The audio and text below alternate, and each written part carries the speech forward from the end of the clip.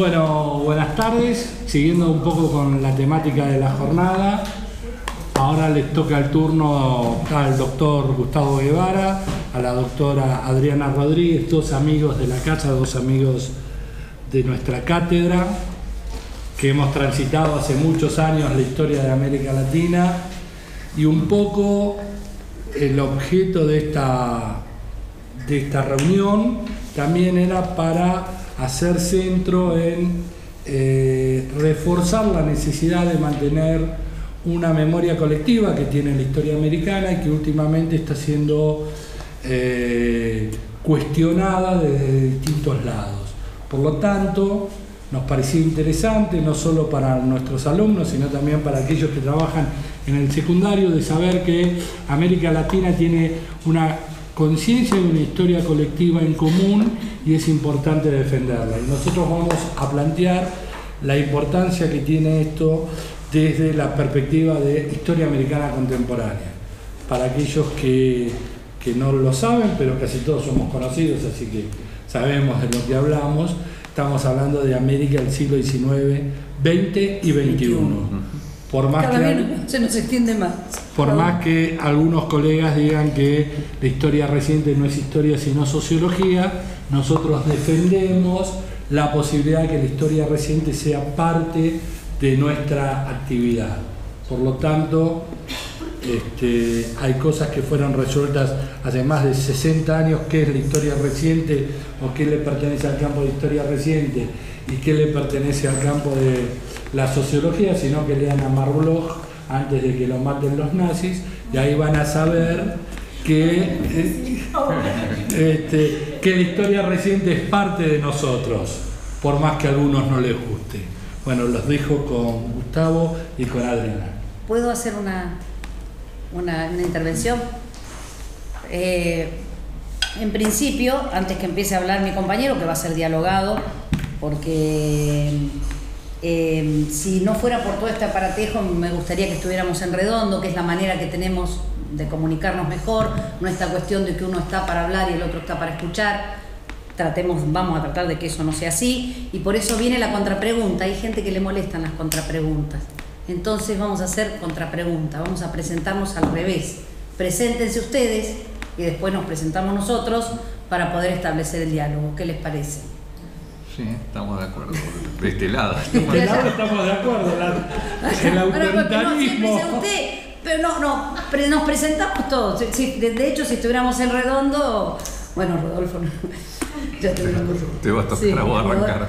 Rodolfo Rodríguez, profesor de aquí de la Facultad de Humanidades de Historia Americana Contemporánea. Eso consiste en la presentación. Ustedes digan. Miren, ahora con Hugo Biagini estamos armando las autobiografías de intelectuales y de gente, y la autobiografía se arma de manera libre, o sea, es como vos te querés presentar. Bueno, mi nombre es Valeria, soy docente de la Casa de Altos Estudios, que conoce Rodolfo, de Historia Americana Colombiana.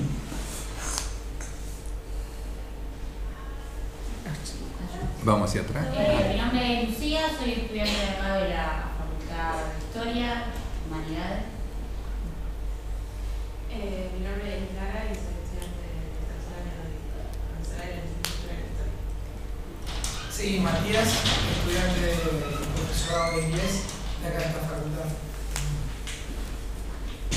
Bueno, la que llegó tarde que se presente, ¿no? Que se van presentando. Ahora que llegan tarde se presentan. Se presentan ellos. Ellos, sí. Soy Guadalupe y estoy estudiando doctorado en Instituto de Historia. Matías, y también estoy estudiando profesorado en Instituto de Historia. Acá los compañeros de la cátedra. Sí. Yo soy Carlos Bancabro, pero estoy en licencia por todo el tratamiento. Y siempre nos da. No estoy realmente acá. No está. Es un holograma.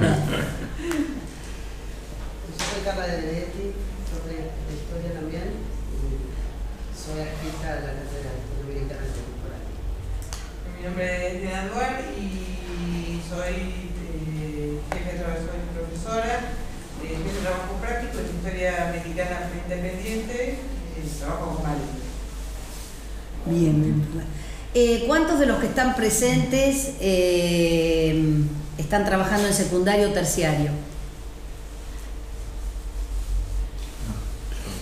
A nosotros no.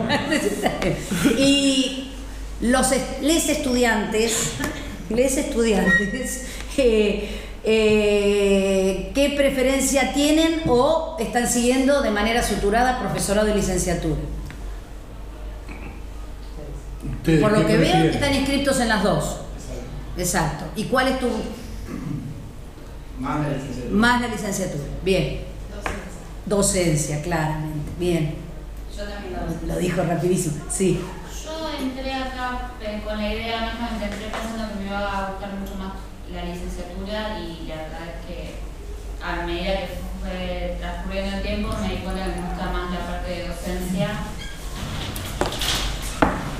el profesorado, que la investigación, que sí también me gustaría algún día hacer la licenciatura y eso, pero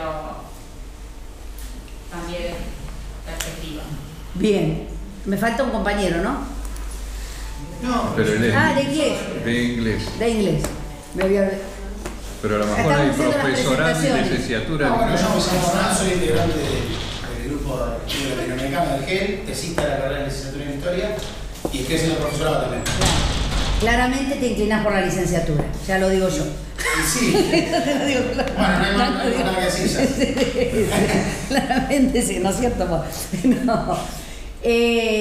Bueno, esto a modo de presentación porque cuando uno va a realizar, me gustaría hablar de conversación, esa palabra en términos filosóficos tiene una profundidad interesante, ¿no? Porque contempla todo lo que venimos hablando. Entonces, en esta conversación que vamos a hacer, es importante saber qué provenimos, de dónde provenimos. Uno mira las caras y mira las edades, lo mismo que en las aulas, y ve que cada uno tiene una trayectoria y bueno, esa trayectoria se construye colectivamente después en un aula, en una carrera, en donde sea, en sus casas, pero es necesario saber un poquito los intereses para saber por dónde vamos y para también derribar algunos mitos con respecto a la docencia y la investigación que ya me parece que podíamos debatir y que a mí, yo lo único que pretendo es que se pueda debatir, y con Alejandro, con Gustavo, con la gente de la cátedra nos interesa eso, discutir, debatir.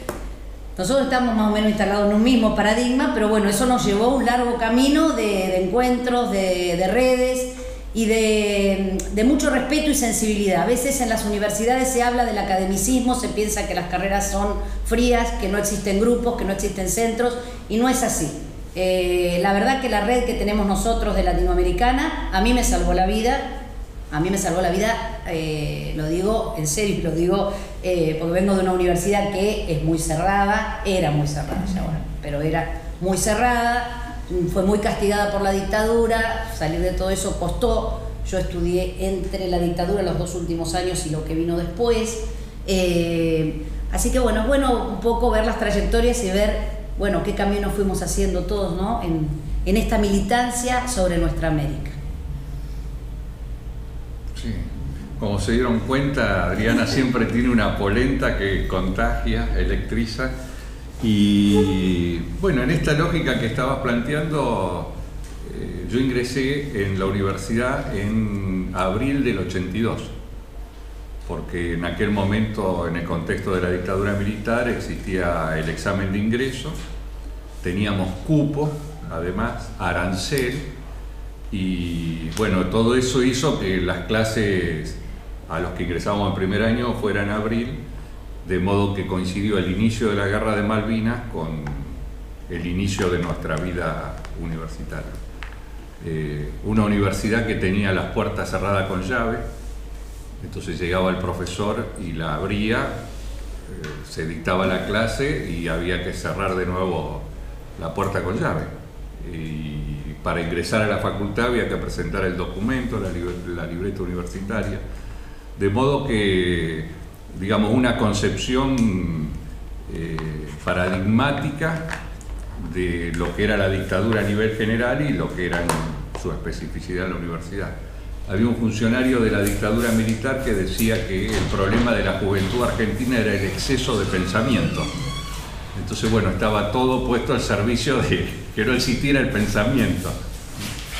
Nosotros en aquel momento, después con el dictado de las materias en primer año, segundo año, habíamos tomado el movimiento estudiantil como consigna no bancamos más a Santo Tomás, porque el enfoque filosófico estaba centrado en una idea de una cultura occidental y cristiana, pero en sentido estricto nunca habíamos leído a Santo Tomás. O sea, teníamos una versión muy de segunda mano a través de algo que se decían los profesores, y cuando vino todo este debate por el tema del aborto, afortunadamente en la biblioteca de la facultad estaban las obras completas de Santo Tomás, en una edición bilingüe que había publicado la Universidad de Navarra en España, y eso me sirvió porque, bueno... Pero hay una pública en Navarra que es muy... es la pública. No, pero no, esa ahí es la Opus Dei.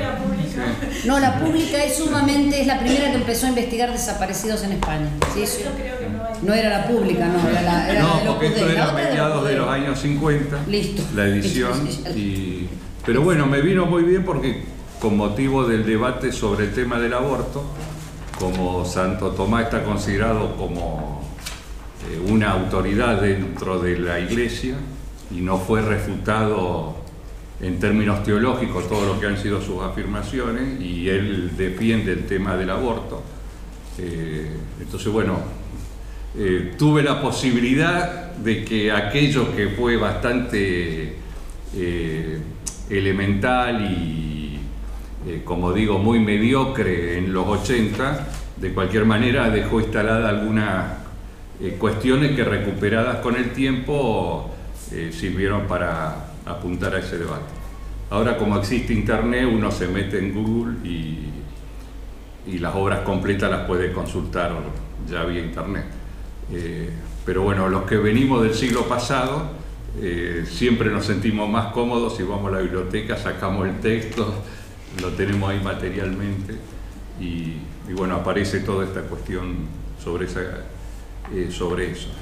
Y entonces, bueno, cuando nos tocó cursar Historia Americana, justo coincidió en que habíamos retornado a la vida democrática.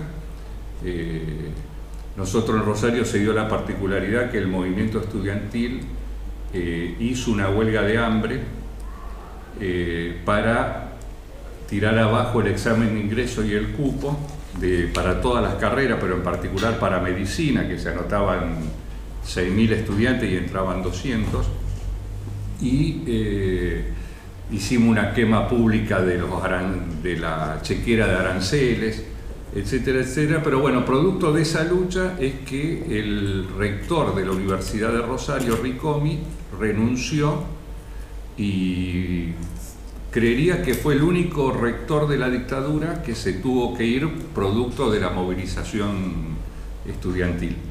Porque bueno, en el resto del país lo que pasó es que después se replegaron sobre la base de, ya al instalarse las autoridades democráticas, ahí había un nuevo punto de partida.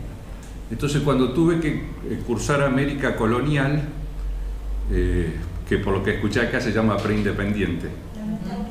Claro. Y allá, bueno, le sacaron el nombre y ahora se llama América II. Y nosotros que éramos contemporáneas somos 3. Y yo era igual a nosotros. Claro. Y la 1 precolombina.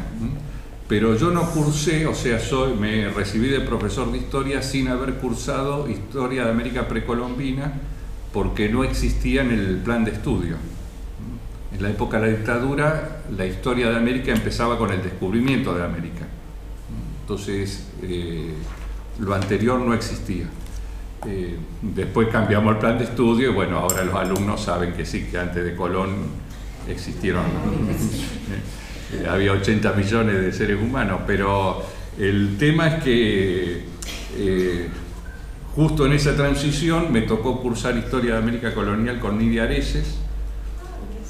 Claro, que Nidia había sido discípula de Alberto Pla, y con Alberto cursamos ya la historia contemporánea. Entonces tuvimos la particularidad de ver ya el fin de la dictadura y después tener la posibilidad de tener a los mejores profesores que retornaban ya con la vida democrática recuperada, y entonces ahí poder acceder a una formación muy interesante, porque una de las cosas que se necesitaba era la biblioteca. Entonces tener un acceso a un libro de historia del Perú o de Venezuela, si las bibliotecas habían quedado bastante desactualizadas para los que hacíamos historia contemporánea o nos interesaba lo más contemporáneo. Entonces, bueno, esa perspectiva fue para nosotros un impulso importante.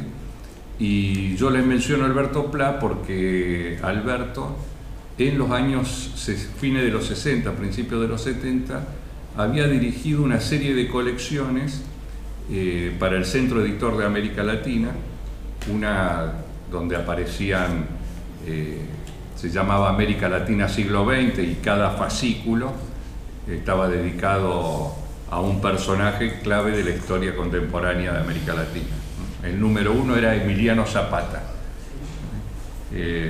Gómez en Venezuela, Sandino en Nicaragua, Prestes en Brasil.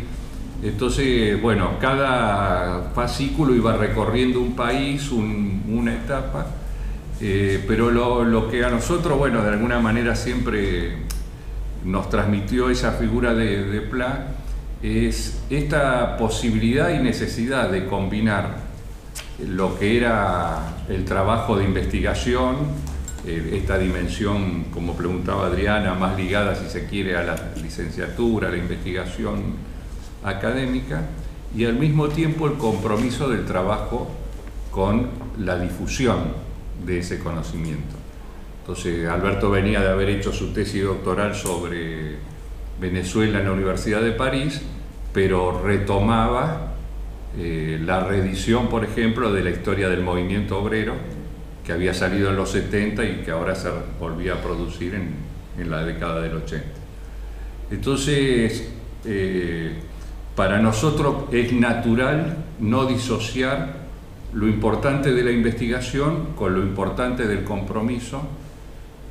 Lo digo genéricamente divulgación, pero es algo mucho más complejo e importante que simplemente decir divulgamos o distribuimos este texto para que sea leído. La idea es que no solamente sea leído, sino apropiado y desarrollado de manera crítica. Entonces ahora lo que estoy embarcado por estos tiempos es en recuperar un texto del Centro Editor de Alberto del año 71 que se llama América Latina y Estados Unidos, de Monroe 1823 a Johnson 1965. ¿Por qué? Porque, bueno, como está escrito a fines de los 60, inicio de los 70, el libro terminaba ahí. Y digo recuperar esta temática porque nosotros que somos, en los años 80, para nosotros los annals era como el paradigma, que era en nuestro norte a nivel historiográfico, y los que simpatizábamos con el marxismo, Pierre Vilar dentro de Annals entonces era como el referente indispensable. Y Pierre Vilar, en su libro sobre el análisis del vocabulario histórico, Iniciación al análisis del vocabulario histórico, relata la experiencia que él tuvo cuando tenía que explicar qué es la historia a los alumnos que se iniciaban en la carrera. Y siempre decía de que si para algo tiene que servir la historia es para entender el diario del día. Entonces no podemos entender el presente si no conocemos la historia. Por eso es que esta reivindicación de la historia reciente. Bueno, el presente no solamente tiene que ver con lo reciente, con la historia más inmediata, pero también tiene que ver con eso. Entonces, si para algo tiene que servir la historia es justamente para poder ayudarnos a pensar y a develar las claves de la actualidad. José Luis Romero decía que, bueno, que es importante para la enseñanza de la historia en la escuela secundaria el uso intensivo de las fuentes.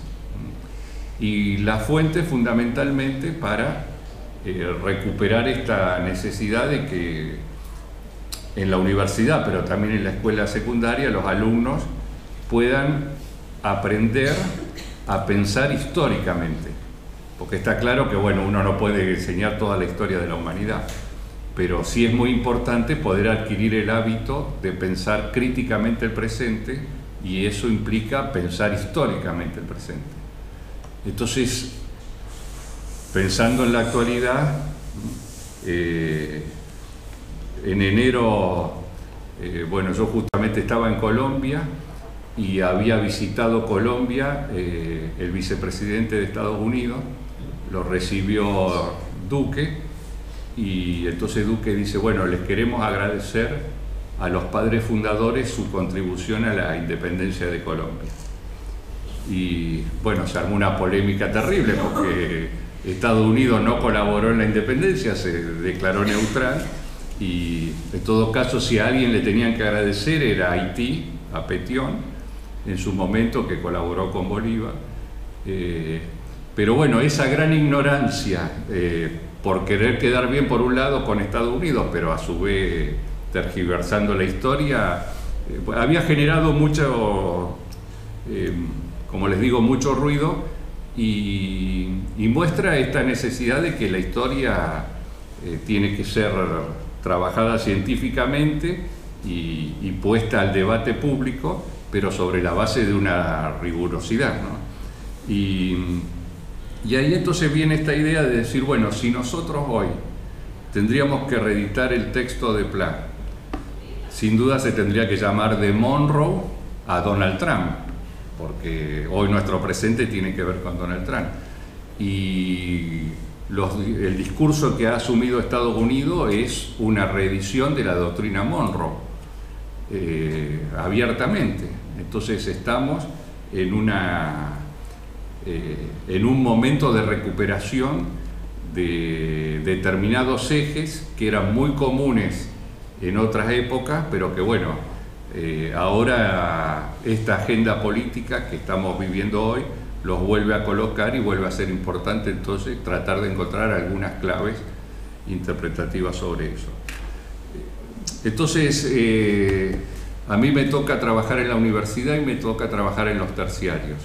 Yo ya hace varios años que no estoy dando clase en la escuela secundaria, pero siempre digo, quiero volver a tener algunas horas porque me toca darle clase a los que van a ir a dar clase a la escuela secundaria. Y si no conozco la realidad, si nunca hubiera pasado por la escuela secundaria, realmente no tendría idea con los temas que lidian los profesores, que nos toca estar en esa primera línea de fuego, que es el aula, donde, bueno, además de los problemas epistemológicos, están los problemas de la realidad social que atraviesa todo el contexto hoy de las escuelas en una sociedad donde más del 30% de la población vive bajo la línea de pobreza. Entonces, a veces nosotros en la universidad enseñábamos como si todos los alumnos iban a llegar al primer día de clase con el libro de Aike abajo del brazo y bueno, uno simplemente tenía que preocuparse por ver cómo prolijamente desarrollaba determinado tema. Y eso también forma parte, digo, de la práctica que nosotros tenemos como desafío, cómo enfrentamos esos temas.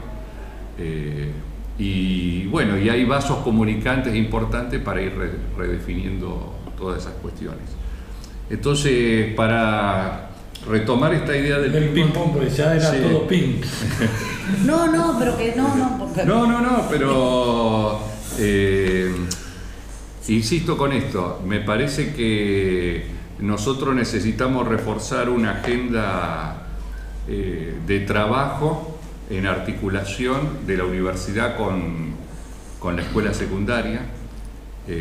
Me acuerdo siempre que en la Facultad de Medicina de Rosario en una época querían poner volvían a poner examen de ingreso y decían porque los alumnos de la escuela secundaria salen mal preparados. Y la universidad vendía cursos para los profesores de escuela secundaria. Entonces nosotros que teníamos que tener una responsabilidad de formar a los profesores de escuela secundaria, le vendíamos los cursos, pero después no nos hacíamos cargo de que si el resultado de todo eso seguía siendo deficiente, porque algo también teníamos autocriticarnos nosotros y no simplemente decir, bueno, la excelencia está acá y la incapacidad está puesta de las puertas de la universidad hacia afuera. Entonces, el gran desafío que me parece siempre está presente es cómo podemos hacer que el sistema educativo sea efectivamente eso, un sistema, no una serie de compartimentos estancos y separados. Y la historia americana, entonces, tiene una especificidad que requiere de este diálogo, porque una de las cosas que ha pasado en algún momento es que publicar libros de historia era un negocio atractivo, entonces se juntaba algún famoso para que pusiera su nombre y después media docena de gente voluntariosa. Yo tengo, por ejemplo, ahí guardado, archivado, un texto donde aparece José María Mariátegui como fundador del Partido Comunista de Perú. Y Mariátegui no se llamaba José María ni tampoco fundó el Partido Comunista de Perú. Pero bueno, lanzado gente con buena voluntad de escribir, podían darse errores así, independencia de Cuba 1821 y cosas por el estilo. Pero bueno, yo ahora me detengo acá si Adriana hace la parte del... No, poco para conocer. Yo entré 2 años antes que él a la universidad, una universidad que, insisto, tuvo 101 fusilados, muertos y desaparecidos, así los llamamos, que costó mucho recuperar y que logró en un momento hacer juicio precisamente a los genocidas dentro de esa misma universidad. Digo esto porque cuando yo estudiaba, y digo por qué me salvaron algunos grupos, porque me tuve que ir de mi universidad, de hecho tengo un nomadismo que no sé, sí, soy de Bahía Blanca, pero estoy un mes, que lo traigo desde esa etapa por un rechazo muy grande precisamente a estas lógicas que tenía la universidad. Yo también viví en la universidad de la dictadura, donde nos palpaban de armas, nos hacían mostrar todos los días los documentos, y yo vivía a 6 cuadras de la universidad, pero era algo que tenía así como, ¿vieron cuando alguien quiere negar algo? Me lo olvidaba todas las veces, me olvidaba los documentos y llegué a volver a buscarlo. O sea, eso es algo que pude ir desenredando un poco después. Una universidad que a pesar de eso tenía trayectoria en historia latinoamericana, y la profesora que daba contemporánea, porque había estado Pla, y Pla fue uno de los exiliados de nuestra universidad, como lo fue Chiaramonte, como lo fue Teubal, como lo fueron Barrera, muchos intelectuales, o podríamos decir trabajadores de la universidad, si se quiere, profesores de la universidad, que se exiliaron desde Bahía Blanca, que tenía un instituto de humanidades muy reconocido, dirigido por Chioquini, que tiene 2 hijas desaparecidas. Entonces, bueno, es como que durante la dictadura fue muy duro, y lo que vino después fue más duro, porque fue como montar un olvido que para desmontarlo no costó muchísimo y que se está queriendo volver a montar. Porque la semana pasada tuvimos en la misma aula magna, que sigue haciendo el juicio a los genocidas, aunque ahora se hacen mucho más aletargados, no salen las sentencias, etcétera, etcétera. Estuvo el ministro Garabano con nuestro intendente, que es un periodista de La Nueva Provincia, y voy a decirle, el diario La Nueva Provincia también estuvo involucrado en todo este proceso, y es más, ha tenido querellas, de las que ha salido, pero ha tenido querellas. Y nosotros fuimos una universidad que tuvimos un estudiante muerto por la espalda del Partido Comunista que estaba volanteando, por ejemplo, uno de los ejemplos, Guatu Sirihuelo. Entonces, una universidad con una historia que cuesta correr y descorrer, y que a los que ya llevamos años y nos costaron ciertas cosas, les aclaro que lo que hizo el Departamento de Derecho la semana pasada, sobre precisamente al lado de la Secretaria de Derechos Humanos, hablando de Justicia 2020. Por supuesto, el pronunciamiento de nuestro bloque político de la universidad, ¿no? Fue contundente, pero vivimos de pronunciamiento. El pronunciamiento, ¿saben desde cuándo? Desde la Ley de Educación Superior, porque un poco también articulando con lo que dice Gustavo, una vez que yo me recibí no sabía nada. Cuando uno, vieron, es lo peor que hay tener un título en mano, recibirse, si ahora qué hago. ¿No es cierto? ¿Ahora qué hago? ¿Ahora qué hago? Entonces, el hecho es que uno va buscando caminos. Yo tenía profesores que estuvieron durante la dictadura y muchos exiliados que iban volviendo del exilio, cuando yo era estudiante todavía. Entonces eso era una especie de la teoría, ¿no es cierto? ¿Se acuerdan de los dos demonios, los que son más grandes? Pero bueno, una universidad donde costaba mucho, pero sí tenía una trayectoria en latinoamericana porque por lo que había sembrado Alberto y porque esta profesora nunca había dejado que no le entraron en su casa y nunca dejó quemar libros, y los que iban a quemar de latinoamericana se los guardaba. Entonces tuve una formación en eso durante aún la dictadura. Ya habíamos salido cuando yo hice latinoamericana porque está en 5º año, ahora está en 4º pero estaba en 5º. Pudimos hacer, diríamos, una inmersión también, o sea que no teníamos ese disloque, pero sí teníamos la presión de que había sido gente que estaba durante la dictadura. Entonces, bueno, había que salir a buscar teoría, porque la historia latinoamericana no es un cuento. Si nosotros a la historia latinoamericana no le damos determinados enfoques que no son los mismos en todos los temas que trabajamos, o no buscamos ejes transversales, y buscamos el tema de construcciones hegemónicas en campos, o que verticalizan, o que se salen de abajo, y no estamos haciendo historia latinoamericana. Estamos repitiendo libros. ¿Cómo salgo? Gestualizando seguramente que gestualizo mucho. Entonces, bueno, esto me llevó en los años 90, en un principio, a estudiar mucho afuera, porque yo fui profesora adjunta bastante joven, tenía educación exclusiva, existía el 1 a 1, nos pagaban los incentivos y empecé a estudiar afuera, como dice él, la Escuela de los Annales, Francia, y que decía François Guerra, hasta que un día me retiré, junto con Tandeter, no me olvido nunca. Nos retiramos en Portugal de un congreso y dijimos, ¿qué estamos haciendo acá? Cuando François Guerra estaba planteando que América se debería llamar Euroamérica. Y cuando uno toma esas decisiones, no se dieron solas. Paralelamente llega a Bahía Blanca, yo era de la Fundación Martínez Estrada, porque me había nombrado el Consejo Superior de la Universidad, y llegan a Bahía Blanca profesores cubanos que vienen a estudiar la saga cubana oculta de Martínez Estrada, que se ocultó por años, y yo entro en contacto con profesores cubanos.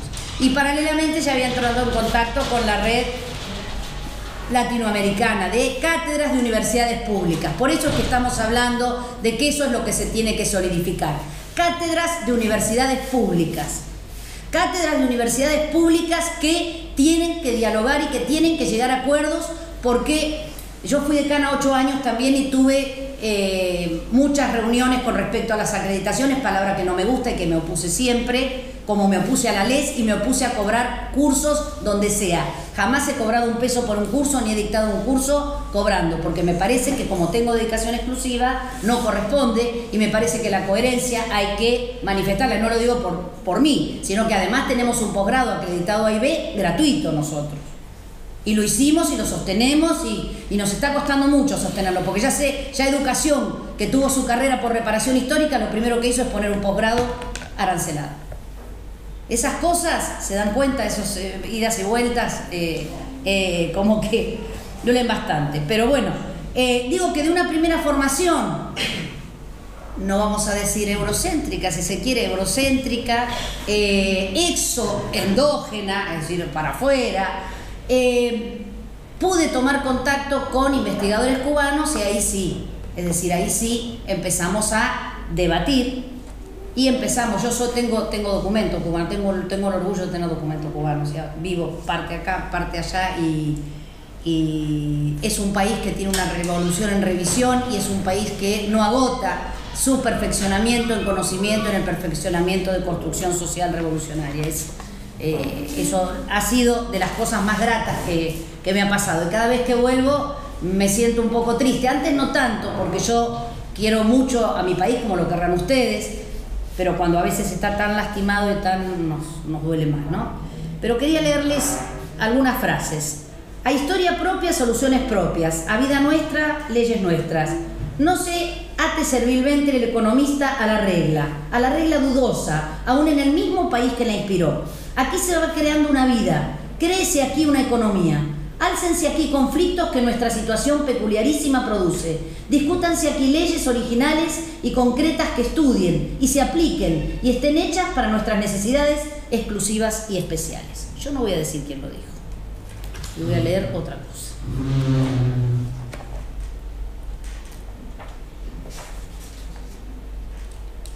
Vamos a sacarnos los lentes porque es complicado. Olvidado y aún desconocido durante muchos años por gran parte del pueblo, por cuya independencia luchó, de sus cenizas, como ave fénix, emanaron sus inmortales ideas para que casi medio siglo después de su muerte, un pueblo entero se enfrascara en colosal lucha que significó el enfrentamiento al adversario más poderoso que un país grande o pequeño hubiese conocido jamás. Bueno, esto está relacionado, las dos están relacionadas, pero dije, no digo los autores. El primer autor es José Martí. José Martí no sé cuánto se estudia o cuánto no se estudia, pero es más desconocido que Fidel Castro, que es el segundo que escribió. Pero es un Fidel Castro escribiendo y reivindicando la revolución del 59 como martiana, como lo que dice la Constitución. Martiana, marxista y leninista, pero martiana. ¿Se entiende? Esto quería un poco para atarlo a algunas preguntas que yo cuando me dice... nosotros armamos reuniones, ¿no? Como el Corredor, que estuvo un grupo muy nutrido de compañeros acá de la Universidad de Mar del Plata, o cuando nos llaman para esta, nosotros somos muy compañeros en eso, con todo lo que significa la palabra compañeros, ¿no? Compañeres, compañeras, compañeros. Y entonces me había notado una serie de cuestiones que vienen... Por eso pregunté, ¿ustedes están en el secundario, en el terciario o en la universidad? ¿Qué les gusta más? ¿El profesorado? Lo hice a propósito. Lo hice a propósito porque la socialización del conocimiento a distinta densidad e intensidad debería hacerse sin mirar los niveles. Pero desgraciadamente, ustedes saben que quien sale del secundario y entra a la universidad tiene un 70% de deserción. Yo no conozco universidades que tengan menos del 65, del 60 en el primer año, no sé esta, pero creo que sí, que está en esos niveles porque la suelo consultar. Entonces, hay un problema grave entre un sistema y otro sistema, hablando incluso de lo público. Si este sistema por otro lado, tenemos los altos estudios, como decían por ahí, donde el más alto parece ser la universidad. ¿Y saben por qué es el más alto? Sin duda, porque ahora tenemos los postdoctorados y todo lo demás, pero es siempre la universidad. Pero siempre lo que ha caracterizado eso, para nuestra desgracia, es el rango de dificultad y de expulsión. Tenemos que hacer un mea culpa de esto. Es el grado de... Entonces, ¿saben qué? En Bahía Blanca, en la historia, en el primer año el 60, en tercero con Colonial, perdóname, así se llama América 2, porque, con Colonial... que tienen otro paradigma epistemológico distinto al nuestro, no veo que uno como ustedes, que veo que se acercan, tienen un paradigma diferente, epistemológico, se instalan en la historia de España y no en la de América, y entonces, tenemos ciertos conflictos, pero en tercer año se va otra parte de lo que son. Entonces, ¿se van a dónde? Al terciario, porque en el terciario, ¿y saben qué? En el terciario están los mismos profesores que están en la universidad, que expulsan. Yo lo puedo decir desde lo que conozco de mi región y más al sur. No puedo hablar por Mar del Plata, Buenos Aires, La Plata conozco algo de las del conurbano, porque voy mucho y conozco de terciarios del conurbano. Pero me parece que es eso, que pasa eso. Entonces el terciario, y va, los que no llegan, y van por lo menos es el desgranamiento que se hace. Y entonces acá hay un problema entre sistemas. Nosotros llegamos, es decir, el secundario tiene que socializar conocimiento, internalizar conocimiento sobre América Latina a su nivel, ¿no es cierto? Y con su grado de accesibilidad, pero con un grado de articulación, al menos conocer algo, y no solamente a Bolívar y a San Martín o el merchandising del Che o de Fidel, no. Conocer el tema de América Latina. Cuando nosotros empezamos con América 3, porque así se llama, todo es producto de la Ley de Educación Superior para los más jóvenes.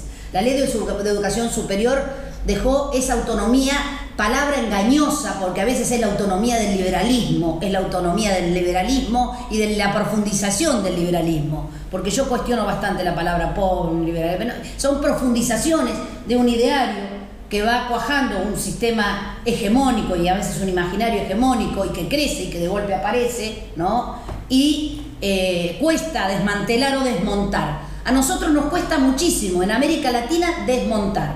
Pero hablando de los distintos niveles, me parece que esa es la primera pregunta que nos tenemos que hacer. ¿Por qué hay tanta diferencia entre secundarios, terciarios y universitarios. Y yo insisto en que cuando yo digo la universidad, y saben una cosa, que si ustedes van al consejo escolar, como donde se tienen que inscribir, los terciarios tienen más puntaje que la universidad. Si ustedes no son profesores, no tienen, en mi ciudad, el que es licenciado en historia tiene menos puntaje que el que no tiene la capacidad, me parece bien. Pero después el profesorado de la licenciatura ponen en nivel lo mismo, es 9-9, pónganlo. Y eso nunca se pudo solucionar. Ahí también la universidad tiene un problema, ¿no? Pero quiero decir que el problema mayor que tiene la universidad es que cuando dice soy universitario, es que, como cuando se recibió mi hija en comunicación, sobreviví a la UBA. Le digo, ay, y bueno, por suerte trabaja, tiene camiseta por la pública, pero esa palabra sobreviví me hizo sentir a mí como, digo, bueno, sobreviví. ¿Qué estamos haciendo, no? Como docente, sobreviví a la UBA. Bueno, por eso el tema de socialización del conocimiento a mí me parece que es importante, y de verlo en distintos niveles, porque a veces son hasta los mismos profesores los que están en unos y otros, y parece ser que no es lo mismo el caudal de fotocopias, de teorización o de explicación, si no, no se explicaría por qué existió un total fracaso. Me hago eco de lo que digo. El gobierno anterior puso muchísimas expectativas en los terciarios en investigación y fracasó estrepitosa y económicamente con eso. No obstante, fue un éxito en muchas otras cosas, porque los terciarios dieron lugar a que haya universidades del conurbano de primeras generaciones de universitarios. Pero digo, fracasó estrepitosamente en el tema de investigación. Porque evidentemente tampoco hay un ejercicio de la investigación. Y acá yo hice otra pregunta tramposo: ¿docente o investigador? Parece ser que el docente no investiga. No es así. El docente también tiene que investigar. Existe investigación en docencia, existe formación y existe investigación. Los papers no son solo exclusivamente disciplinares, fragmentados y un lunarcito que uno a veces está leyendo y no sabe ni de dónde viene, ni de quién están hablando, ni de qué espacio, ni de qué tiempo, ni nada, porque se han perdido los trabajos procesuales.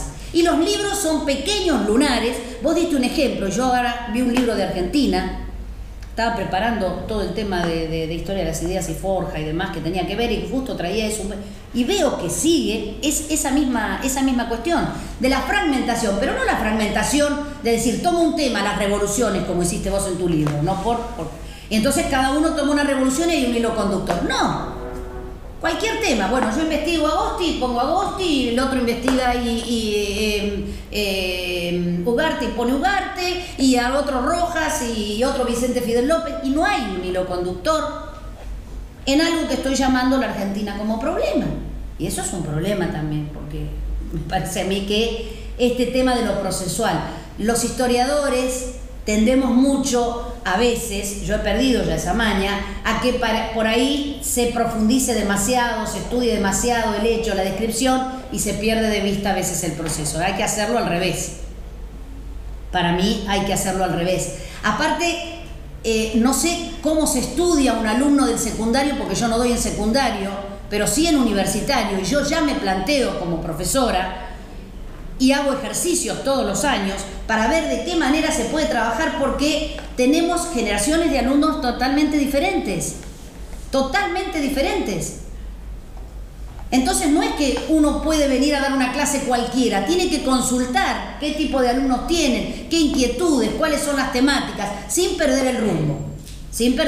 Porque la historia latinoamericana hay que verla, cada uno, digo, en su asignatura, pero digo, la historia latinoamericana hay que verla, es larguísima, es como dijo Alejandro, vemos desde las revoluciones hasta siglo XXI, y ahí yo soy muy basayllana. Yo soy partidaria he leído mucho a Pico Basayes, pero cuando él habla de esta historia de los presentes, no el presente pretérito, el reciente y el actual. El actual se complejiza, podemos hablar, podemos complejizarlo, podemos tomar ejemplos. Yo tomé una vez un examen de Argentina y tomé un discurso de Roca de inauguración del Congreso y un discurso de Macri de inauguración del Congreso. Y había más de 100 términos iguales. Con tantos siglos, ¿qué quiere decir que esto es igual? No. ¿Qué quiere decir que tomo el presente? No, lo tengo que problematizar bien y tengo que ver para qué lo uso también. No es cuestión de decir cualquier cosa. Yo cuando me dicen, no, este neoliberalismo, si allá esto ya lo vivimos, no, esta es otra etapa del capitalismo. Este es un capitalismo especulativo donde ya quien tuvo que tomar la parte la está tomando, y el capitalismo especulativo es lo más nocivo. Se lo dice alguien que viene de izquierda y que ahora lo único que quiero que sea es capitalismo productivo, perdónenme. Pero ¿por qué? Porque, miren, y lo digo, yo no renuncio a mis principios, pero digo porque estamos en una encerrona muy fuerte en ese sentido, y porque hay mucha gente que no la está pasando bien. Entonces, ¿qué quiere decir? ¿Que en la historia latinoamericana se repiten los hechos? No, hay cuestiones dentro de los ciclos capitalistas, como dijo, pero no se están repitiendo, se están profundizando, son cosas que también en el secundario se debieran ver. Yo cuando voy a los terciarios, como no voy en secundario ni en terciario, lo que sí hice es una red de graduados de la cátedra nuestra de Americana, la manejan incluso los mismos graduados, y lo que hago es cursos, me voy a Cholechuel, me voy a Beltrán, o me voy, no sé, a Villa Espeleta, donde tengo graduados que me llaman para dar cursos de latinoamericana en los terciarios. No hay cosa más, porque eso es extensión también. La extensión no es solamente lo mesiánico de ir a un barrio pobre, hacer, y después aprendemos más nosotros que o saben mucho más, donde vamos a hacer la extensión que lo que pretende. La extensión es socializar lo propio y adaptarlo. A mí me parece que eso está en manos de todos. No se necesita plata, no se necesita mucho, se necesita nada más capacidad de articulación, de acción y bueno, y de pegar. A nosotros hemos hecho un lindo círculo en el sur así, con el tema de la militancia nuestroamericanista, como le llamamos, ¿no? Militancia nuestroamericanista, ahora un poco voy a explicarlo. Por otro lado, el tema el peso de los, me parece que estamos acá y por lo que nos juntábamos siempre con la Red por Historia Latinoamericana, es por ver, que ustedes también tendrán curiosidad o verán qué peso tiene la historia latinoamericana en las currículas, ¿no es cierto? ¿Qué peso tiene hoy? Yo les puedo decir que en las universidades, en los planes nuevos hay menos. En los planes nuevitos que yo estoy conociendo hay menos americanas. Nosotros todavía estamos conservando 3. Nosotros también. Y sobre mi cadáver van a sacar algunas y hacen. Sobre mi cadáver saca el de varios, ¿no? Pero digo, el tema es que vamos sacando, como se saca la filosofía para determinados cursos. Entonces decimos, la filosofía no, ya no sirve, está pasando, no sé si hoy lo dijeron, vos precisamente, yo venía con esa inquietud, de que los armados en secundario son tan con tableros distintos que para cuando van a llegar a Americana no llegan. Sí, lo que uno ve... cuando van a llegar a problemática y no llegan. Y la problemática latinoamericana, vos sabés, Rodolfo, que también estás de hace muchos años, no es que vos podés ver un pedacito ahora, mirarte todo un toco de otra cosa y verla después. Tiene su especificidad, tiene sus periodizaciones, su manera de abordarse, es interdisciplinaria, si no nos sirve, debiera ser transdisciplinaria, adoptando determinados lenguajes que tengan que ser comunes a la interdisciplina, como el tema de nuestra América, a ver si empezamos a llamarnos como, porque lo dijo Martí, no, porque estamos posicionándonos con un posesivo que es el nuestro. Nuestra América, nuestra integración, nosotros lo perdemos, de acuerdo a cómo vienen los gobiernos que tienen que ver con las políticas públicas en educación, vamos perdiendo o vamos ganando algún terreno. Y eso yo lo he visto a lo largo de los 30 y pico de años que tengo en la universidad, ¿no? Por eso... Yo lo que creo que el problema que está teniendo Americana, si bien todavía no nos están corriendo del todo, es que no nos dan recursos como a otras áreas. O sea, ser americanista es estar condenado a ser un paria. O sea, no hay nada. Y otro diagnóstico que nosotros hacemos desde Mar del Plata es que para muchos ir a dar Americana es ser un castigo a aquellos que investigan Argentina o investigan otra cosa y dicen, bueno, no tenemos nada que darte, da algo de historia americana. Entonces segmentan el programa, dos clases te toca a vos, 3 clases a vos, y no saben lo que es Americana. Yo precisamente quería plantear esto de que para mí la historia latinoamericana entendida, yo después puedo, si quieren ustedes, si tienen ganas, tirarle algunas teorizaciones y cosas, quedamos muy corto, lo hago, pero puedo hacerlo como ejemplo, ¿no? Pero digo que el aporte de Latinoamérica en sí, de la filosofía, de la historia, es un paraguas epistemológico que precisamente quienes hacen Argentina o quienes hacen las europeas, para Argentina, ¿para qué sirve? Como un terraplén de permeabilización. Permeabiliza el estudio de la historia argentina y a la vez damos más instrumentos para focalizar en las diferencias en determinadas etapas. Me parece a mí, ¿no?, que es al revés, porque estamos hablando de continentes y islas de una nuestra América que es heterogénea, que es compleja, que tiene universos culturales diferentes, etcétera, etcétera. Pero hay un paraguas que precisamente a mí me permite hacer una inmersión en una historia argentina. Y hay otro paraguas que también, si veo las europeas, cuando voy a ver latinoamericana, y bueno, las articulaciones no se pueden anular. Pero la historia latinoamericana no es producto de las articulaciones, no es producto solo de eso. Pero no se pueden anular, como no se puede anular el sincretismo. Yo puedo reivindicar sin duda los pueblos originarios, que les aclaro a mi juicio y pueden discutirlo y pensar diferente, aún hoy no son sujetos de acción histórica. No han sido sujetos incorporados a la acción histórica. Sí se han estudiado, se han hecho intentos, el tema de la recuperación de las lenguas y todo, pero hoy fíjense el tema de pueblos originarios, zonas más pobres. ¿Quién sabe lo que es el Mocase? ¿Quién sabe los intentos de comunidades agrarias que existen? Acá en Mar del Plata, en Bahía Blanca, en Buenos Aires. ¿Quién sabe qué está pasando en el sur? Cuando están estigmatizando, demonizando y teniendo esas enormes diferencias entre el gran latifundio y lo que le ha quedado a los mapuches como tierras de pertenencia, como tierras sagradas, ¿no?, como dice. Y son guerrilleros de golpe. O sea, digo esto, no son sujetos de acción histórica. Aunque uno los reivindique y diga, no son. Creo que es una gran deuda que tiene, porque además fue el genocidio hasta reconocido por el History Channel más grande que tuvo el mundo, ¿no? Aún peor que el Holocausto y otros. Pero estas cuestiones de exclusión, que además no son solo con respecto a, sino que son ecuaciones de exclusión que nos hacen ver también una historia latinoamericana diferente y recurrente. Porque si tomamos el tema del extranjero, y bueno, desde la inmigración, el italiano sucio, desde a donde sea, no solo en Argentina, pero además el anarquista, el socialista, después los inmigrantes limítrofes hasta hoy, y se va a discutir en cualquier momento si van a pagar o no van a pagar en las universidades públicas, etcétera, etcétera. En vez de hablarse de una reciprocidad, porque en definitiva yo no tengo que bajar el piné o el perfil de la gratuidad como una cuestión de un ideal que nos ha diferenciado de toda América Latina y de muchos lugares del mundo. Yo creo que aún hoy, todavía, pero en cualquier momento se empieza a discutir si le vamos a cobrar a un boliviano, un paraguayo, un peruano. Y en mi universidad, la gente, los profesores, les profesores de las materias más ¿cómo se dice?, técnicas, no me gusta decir ciencias dura y blanda, eso no va, pero bueno, sí también lo están haciendo. Por lo tanto, y como si quiero poder comparar, porque bueno, a mí me gusta latinoamericana, soy muy fundamentalista a veces, pero no por eso van a dejar de ver otras historias.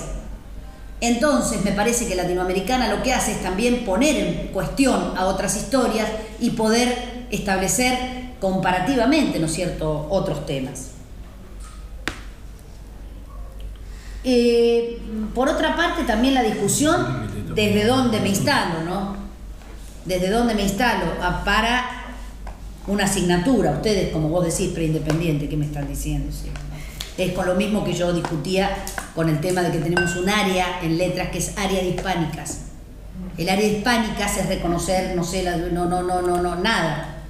Si ya está perimida la colonialidad y todo eso, porque hay otras cuestiones, otras vertientes y todo, imagínense a llamarse áreas hispanas. Pero bueno, viste que no se hace.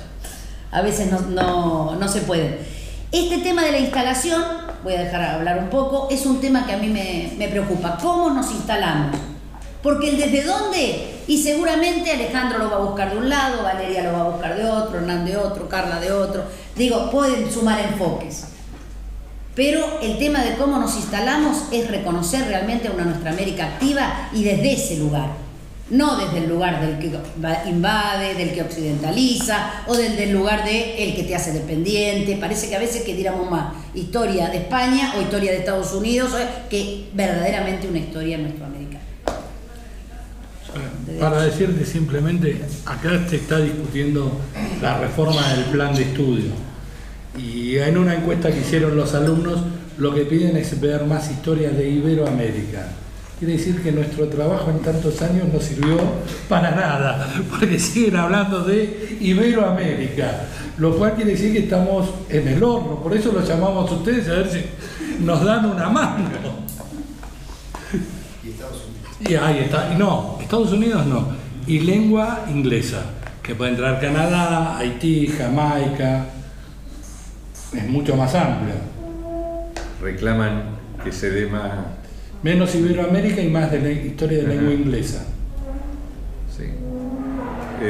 Bueno, te cuento, nosotros hacemos siempre un test y en el test ponemos la forma de devolución que quieren los estudiantes, porque a mí no me interesa si está la carpeta abierta, porque realmente uno tiene que lograr ese intercambio colectivo y a la vez singularizar a cada estudiante, y eso se logra con las consultas, con las tutorías, pero preguntamos, ¿qué tipo de devolución quiere? Parcial, tradicional. No me pasaba en años, hace 2 años me viene pasando que ponen parcial tradicional. No parcial domiciliario, no un parcial de preguntas en red, o un ensayo, o un cuento, o lo que fuere, un tipo de parcial de devolución distinta. Parcial tradicional. Entonces, en algo nos estamos equivocando. No, yo no sé si somos nosotros o que es otra la etapa que estamos transitando. Sí. Porque hay cuestiones que abren determinados campos y otras que los cierran. A ver, a mí me gustaría preguntar cómo se estudia hoy y la importancia que tiene el estudio de género en las universidades, pero a mí lo que a mí me gusta es la lucha del género, la lucha de género y la lucha de las mujeres. Porque la universidad sigue haciendo muy buenos aportes en algunos casos y aportes muy fragmentarios en otros, y a veces los que escriben no van a las marchas, ni están con los pañuelos verdes, ni reclaman por determinadas cuestiones. Eso pasa lo mismo con quien hace derechos humanos. Bueno, también pasa eso. Por eso digo que esta es una materia que necesita una militancia sin dejar de perder su calidad académica. Voy a decir calidad académica porque la palabra calidad la inauguró el Che Guevara. Les doy el dato, porque me he buscado el libro y digo calidad, y él decía cuando inaugura el Instituto de la Caña de Azúcar y sus derivados, del tema de la calidad. ¿Qué significa calidad? Que el trabajador pone lo mejor de sí, construyéndose con los otros y comprometiéndose. Eso es la calidad para el Che. ¿Entienden? Entonces yo lo asumo, no como pero es una palabra que a veces parece de la Ley de Educación Superior, pero no la podemos usar nosotros también para Vamos a dejarlo hablar un poco a Gustavo, porque estamos cacheteando de los dos lados. Sí. No, me parece que, insisto, el gran desafío es qué tipo de agenda construimos sobre qué ejes problemáticos priorizar. Porque también es cierto que las materias se dictan en un cuatrimestre y bueno, no se pueden ver todo, entonces ahí hay que jerarquizar. Cuando discutimos el plan de estudio en el año 85, nosotros teníamos Historia de España como materia obligatoria. Y la propuesta del movimiento estudiantil es que sea optativa frente a Historia de Gran Bretaña o a Historia de Estados Unidos. Porque decíamos, el que se quiere dedicar al siglo XIX es insoslayable el peso que tuvo Gran Bretaña y el que quiere el siglo XX que se meta con Estados Unidos. Obviamente perdimos esa discusión, así que siguió estando Historia de España como materia obligatoria. Esa la ganamos nosotros, esa bola. Pero yo creo que las historias americanas no podemos entender a América Latina si no es en una relación dialéctica con el papel que ha jugado Estados Unidos. Obviamente no es lo único, pero yo creo que nosotros tenemos que volver a poner el acento a tratar de comprender y reflexionar en torno a esa relación. Cuando Martí habla de nuestra América, lo está haciendo en una clara confrontación con un proyecto de expansión imperialista que tenía los Estados Unidos. La propia expresión América Latina va en esa discusión, en esa idea de plantear una confrontación. Entonces a mí me parece que nosotros tenemos algunos instrumentos que tenemos que potenciar, reforzar, multiplicar. Decía uno, el trabajo con las fuentes, porque me parece que las fuentes tienen una gran potencialidad para deconstruir una serie de lugares del sentido común y ayudar a profundizar los debates en las instancias en que estemos. Yo siempre le estoy recomendando a los alumnos de historia que lean el diario de Cristóbal Colón, por lo menos el 12 de octubre de 1492. Bueno, aunque no figura el 12 de octubre como 12 de octubre porque está el 11 de octubre, pero bueno, dice a las 2 de la mañana, claro, porque nos recibimos de profesores de historia y a veces o lo vimos muy por encima, y es como un momento muy significativo para la estructuración de los siglos posteriores que va a vivir América. Porque en el diario Colón relata, vi gente desnuda, pero se bajó del barco, bajó al escribano y dice que quede constancia de que esta tierra pertenece a la corona. Claro, entonces lo que nos obliga la fuente es a llevar, el análisis de fuente, a llevar la discusión al punto de qué es lo que se ve y qué es lo que no se ve. Y lo que no se ve está ligado a lo que se ve, no es un problema de falta de anteojos. Cuando Bolívar en la Carta de Jamaica escribe que están los españoles, los criollos y los indios, bueno, no está viendo que le faltan los negros. Pero él viene de una familia esclavista. Una negra fue la que lo amamantó cuando era bebé y lo crió, etcétera, etcétera. Entonces no es simplemente lo que la fuente está iluminando o omitiendo un problema de que agudizando la vista uno ve lo que está ahí omitido, sino que hay que problematizar en torno de eso. Y siempre digo que hay que reproducir hasta el cansancio la Declaración de Independencia de Haití, primera independencia de América Latina, 1804. Entonces, a veces los alumnos les pregunto ¿cuándo es la independencia? Y te dicen el 4 de julio. Bueno, pronto a lo mejor logramos que sea el 4 de julio. Ahí llegamos a qué.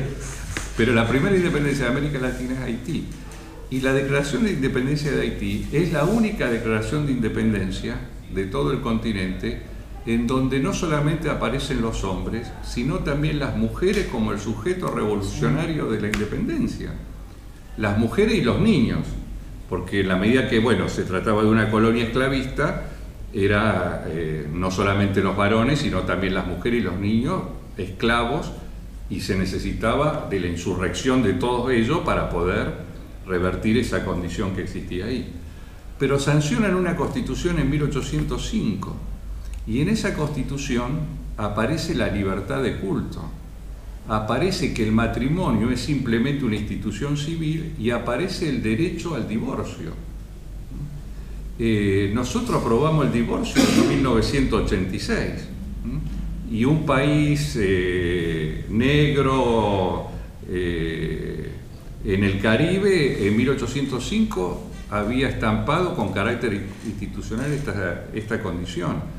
Se suprime la esclavitud ya definitivamente en esa constitución. Estados Unidos, que da ejemplos de democracia, necesitó de una guerra civil y recién en 1865 se incorpora a su texto constitucional. Pero de nuevo, uno lee la Declaración de Independencia de Estados Unidos, 1776, dice: es una verdad evidente que los hombres nacen libres e iguales y tienen que ser felices. y cuando redactan la Constitución en 1787, en el artículo 1, párrafo 3, dicen, bueno, en los estados tenemos los hombres libres, mejor dicho, las personas libres, los indios, que no los vamos a censar porque como no pagan impuestos, no se cuentan a la hora de la representación política, y las otras personas. Las otras personas son los negros esclavos. Tenés el cañón, que de acuerdo a lo que está diciendo él, les quería mostrar un cuadro de la independencia de Ahí Haití, está el cañón. donde está, ¿cómo tengo que Pero se hacer? apagó. ¿Se apagó? Porque precisamente, si ustedes ven el billete de 100, no sé, antiguo, el de antes de Vita, y ahora que han cambiado cambian todo por animales. Está la expedición de Roca, que reproduce un cuadro que está en el Archivo Nacional de Parque Lezama. Nosotros vamos a tener a Roca con sus caballos, a los indios agachados al nivel de los perros, o sea, de los animales más, y quería que vieran este cuadro, por lo que dijo él, de la Revolución Haitiana, que es el emblemático, de que cómo los actores, cómo la resistencia sale y sale diferente. Es decir, el lugar que ocupa el blanco lo va a ocupar el negro y los blancos van a ser los que están arrodillados. Ese es interesante esto es lo que yo les decía. Fíjense, yo no soy profesora de Historia del Arte, ni mucho menos, pero como lo que vos decías, los actores subalternos, la opresión hacia arriba, los blancos hacia abajo, y esa es la Declaración de los Derechos del Hombre y del Ciudadano, que fue la robesperiana la que traduce. O sea, y que es la misma que se traducen acá, es la robesperiana, no la primera. Pero bueno, te quería, porque esto ilustra cómo lo que vos venías diciendo de la... Claro, sí, en aquella Constitución de 1805, entonces se establece de que no va a haber más distinciones entre los distintos estamentos que preexistían en la época colonial, y según el artículo 14 todos pasan a ser considerados negros, incluso los alemanes y polacos. O sea que uno podía ser rubio y de ojos claros, muy probablemente, pero era negro. O las viudas tenían derecho a, siendo blancas, a ser propietarias, porque el artículo, digamos, hacía la excepción, mientras que a ningún varón blanco se le permitía ser propietario a partir de 1805. Entonces, bueno, aparece, si podríamos decir, toda una serie de reivindicaciones de los derechos de la mujer, que si lo asociamos a nuestra Constitución, reformada en el año 1994, no aparece la palabra mujer en toda la Constitución, en todo el texto constitucional. Entonces, me parece que es interesante para trabajar en las aulas, en las escuelas, apelar a la cuestión de las fuentes, y algunas fuentes tienen esta capacidad de generar un diálogo donde, como subrayaba bien Adriana, también hay que establecer una perspectiva teórica, porque no se trata de que el pasado se repita en el presente, sino de que hay que estudiar justamente la historia como un proceso donde hay que hacer un encuadre correspondiente a cada una de las coyunturas con sus especificidades. Pero lo que sí está claro es que hay toda una serie de líneas de continuidades que, en la medida en que uno las problematiza, ayudan a tener un diálogo complejo entre el presente y el pasado. En ese sentido me parece bien el acento que ella puso en decir, que no se trata simplemente de ver cómo un elemento del pasado está hoy replicándose en el presente, sino que hay que entender esa trama profunda en la cual se inscribe esa situación. Y nosotros tenemos entonces una tarea ardua, no solamente la historia americana, pero en particular la historia americana, que es esta relación con el lenguaje, ¿no? Y cómo desarrollar esa capacidad de lectura crítica sobre los discursos. Porque esto que busca justificarse y legitimarse de determinada manera, nosotros necesitamos ponerlo en cuestión y desnaturalizar eso que aparece como natural. Es decir, llego a América, piso y aunque sé que existen otros seres humanos, esto me pertenece, pero eso aparece como algo que se revela y no está discutido. Entonces el desafío es cómo nosotros vamos deconstruyendo un sentido común, que es el que nos conduce a justificar un orden determinado y en poner en perspectiva la posibilidad de la emergencia de los sectores subalternos, donde determinados temas, digo, tienen mucha fuerza simbólica y emblemática. Y ahora ya te paso para que vos redondees con esa imagen que está muy buena sobre este tema. Pero lo que nos pasó a nosotros es que nos recibimos sin haber dado nunca la guerra contra el Paraguay, o la guerra de la Triple Alianza, o la guerra de la Triple Infamia. O sea, ya solamente cómo titular el tema implica una toma de posición, implica la necesidad de que se trata simplemente no solamente de hacer una narración, sino de una definición más profunda en términos teórico-metodológicos, cómo se interpreta eso. Y lo que nos pasaba a nosotros es que los de historia argentina decían, como participó Brasil, Paraguay, que lo den los de Americana. Y en Americana decíamos, como tenemos muchos temas para dar, que los den los de Argentina. Y durante 20 años los alumnos se recibieron sin tener noticia de que hubo una guerra donde se exterminó a la población masculina paraguaya y bueno, y pasaba casi inadvertido. Entonces, ¿qué temas queremos poner? Me parece en agenda, no podemos poner todos, pero sí podemos jerarquizar determinados temas del siglo XIX, del tema del siglo XX, que me parece que tienen que estar en función de dar las claves siempre de cómo interpretar y entender la situación del presente. Bueno, yo había quedado en algo, ¿puedo seguir o no? ¿Estamos? ¿Tan cansados? Un ratito más. ¿Tan cansados? No. Porque uno de los objetivos que veníamos a discutir es el tema de la pertenencia. Y el tema de la pertenencia tiene que ver con una cuestión ontológica, ¿no? Con considerar, como decía Roy, al otro valioso, ese a priori valioso, ¿no es cierto? Si no, no podemos analizar nada. En este sentido, nuestro a priori valioso tiene que ser, sin duda, esta nuestra América, que como dijeron los dos compañeros, a veces tenemos que desmontar, desmantelar y agregar, porque hay que empezar desde la misma terminología para ir desmontando determinados enfoques, pero para activar nuestro continente y sus islas, no para desjerarquizar otros, sino para asentarnos en nuestro propio espacio. Por eso yo hablé de la pertenencia, que tiene que ver con nosotros y que tiene que ver también con cómo la vamos desarrollando, porque sin contenidos, sin teorías y sin saber y sin fuentes, yo hoy vine en el rápido, suelo hacer digresiones así, siempre así los entretengo un poco, vine de Bahía Blanca en el rápido. Que tengo un sobrino estudiando acá en Mar del Plata, así que, y yo he viajado mucho también, suele atrasarse, ahora incluso más. Y bueno, logré leer toda la documentación argentina, que yo ya la tenía leída, pero bueno, toda, mirá, si he tardado, de la Cancillería Argentina de Cuba y de Argentina cuando fue cónsul Martí, que recién en el año 2015 se logró compilar todas. Son 120 documentos, pero son varias páginas contextualizadas y demás. Pero bueno, eso viene por el tema, por hacer una digresión, ¿no? Pero en el tema de la terminología y la semantización es por ahí por donde empezamos nosotros, tratando de ver cómo nos ponemos de acuerdo.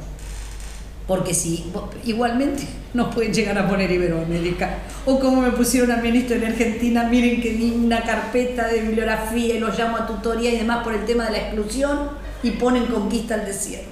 Y tanta exterminio y conquista al desierto. Y bueno, pero no es que a veces uno falla, sino que a veces fallan las lecturas, y porque además estamos frente a otro tipo de estudiante. Incluso de hace 3, 4 años, 5, no sé, estamos frente a otro tipo de estudiantes que han pasado otra adolescencia, que leen diferente, que escriben diferente. Yo no sé si es el tema del celular o qué, pero me está costando muchísimo corregir escritura sencilla. Para que ustedes se den idea, nosotros dejamos de lado los trabajos prácticos con lecturas abrumadoras. El trabajo práctico se hace en aula. ¿Para qué? Para hacer ejercicios de escritura. Mi materia está en 4º año, no es mía, tenemos una cátedra. Nuestra materia está en 4º año. Tenemos problemas con eso. Y ejercicio de escritura, y pensamos cómo llegaron en 4º año. A ustedes les pasará que están ahí conversando por ahí lo mismo. Que digo, llegan a 4º año y no sabemos, pero cada vez más estamos haciendo ejercicios de escritura. Escritura que tenga que ver con párrafos, con interpretación y párrafos, o sea, es bastante. Comentábamos eso porque yo doy clases en la escuela secundaria. Sí, y te pasa. ¿No te pasa eso? Sí, igual que las ideas sobre el tema. No, por eso digo, porque está bueno compartirlo. Y no te pasa que tenés que ir al principio del principio para poder sacarlo mejor y que puedan remontar el tema de la escritura. Pero yo estoy hablando del 4º año de la universidad. Y me está pasando, nos está pasando cada vez como más profundo. Entonces hemos tratando también de hacer ejercicios que puedan ser superadores. No decir, bueno, no sabés, no escribís. Algunos profesores dicen, dedicate al maquillaje, le han llegado a decir a alumnos, porque no sabes escribir. ¿En serio? ¿No? Sí, dedicate al maquillaje, le dijeron, no, pero no. Pero, entonces, ese primer tema que tiene que ver con la terminología y la semantización tiene que ver también con este tema de instalarnos en un territorio complejo, paradójico. Digo complejo no es porque esté solamente hablando de Edgar Morin y el paradigma de la complejidad, pero si hay algo que se cierra en América Latina, después se abre y se cierra y se abre.